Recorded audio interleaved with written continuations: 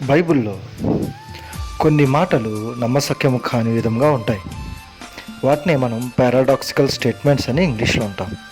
అంటే దేవుడు జరుగును, ఈ సందర్భంలో జరుగును అని చెప్పినప్పుడు ఆ సందర్భంలో నిజముగా అలా జరుగునా అని మనం అనుకుంటాం.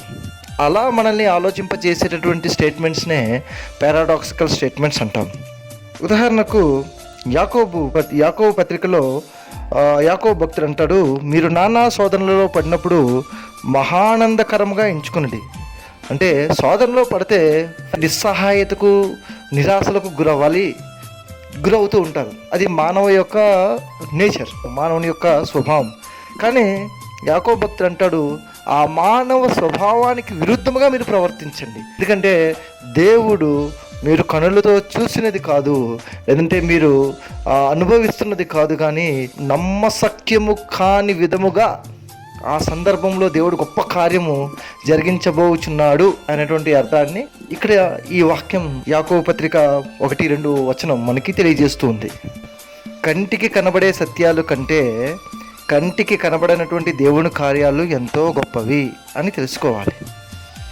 2వ రాజులు అని చూస్తే, షమ్రోనులో తమ పిల్లలను వారే తినేటువంటి కరువు వచ్చినప్పుడు దైవజనుడు వెళ్ళి అంటాడు, దేవుడి కరువుని తీసివేస్తున్నాడు, అతి త్వరలోనే ప్రతి ఒక్కరికి వారికి కావాల్సిన ఆహార పదార్థాలు దేవుడు అనుగ్రహిస్తున్నాడు అన్నప్పుడు అక్కడున్న పరిస్థితికి దైవజనుడు పలికినటువంటి మాట వ్యతిరేకంగా ఉంది. అయితే అక్కడున్న అధిపతి తనకున్న మేధస్సును బట్టి కొన్ని క్యాల్కులేషన్స్ చేసి ఏమంటాడంటే, యెహోవా ఆకాశం ముందు కిటికీలు తెరిచినను అలాగ జరుగునా అన్నటువంటి ఒక మాట అంటాడు. విశ్వాసి అన్నవాడు దేవుడు జరుగునుగాక అంటే అది జరుగును, లేని వాటిని ఉన్నవాటిగా పిలిచే దేవుడు మనకు తోడుగా ఉన్నాడు, ఆయన నిత్యంగా ఆ కార్యాన్ని జరిగించగలడు అన్నటువంటి విశ్వాసం ఉండాలి.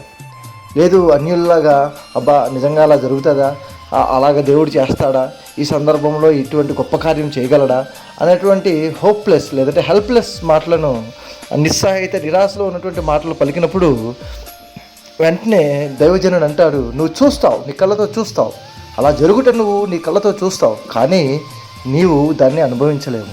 వారు పలికినటువంటి ఆ అవిశ్వాసపు మాటలను బట్టి ఎదుటివారి జీవితాల్లో అద్భుతాలని వారు జరుగుట చూస్తారు, కానీ వారి జీవితాల్లో అద్భుతాలు వారు చూడలేరు, అనుభవించలేరు. మనకి కొన్ని మాటలు నమ్మశక్యం కాని వాటిగా ఉన్నప్పటికీ కూడా ఎవరైతే ఈ మాటను అబ్రహాములాగా ఆ హృదయంలోకి తీసుకుంటాడో, దేవుడి మాటను మనము సాత్వికంతో అంగీకరించినప్పుడు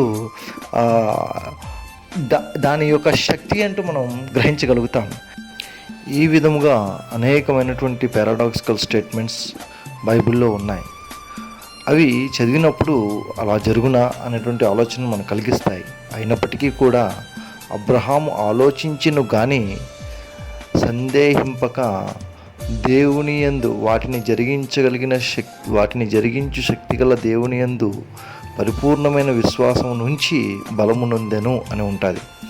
అవును, ఆ విధముగా ఎవరైతే సందేహింపకుండా దీనిని చేయుటకు దేవుడు సమర్థుడని పరిపూర్ణమైన విశ్వాసం దేవునిపై ఉంచుతారో వారు ఈ పారాడాక్సికల్ స్టేట్మెంట్స్ అనేవి వారి జీవితంలో వారి రుచి చూస్తారు.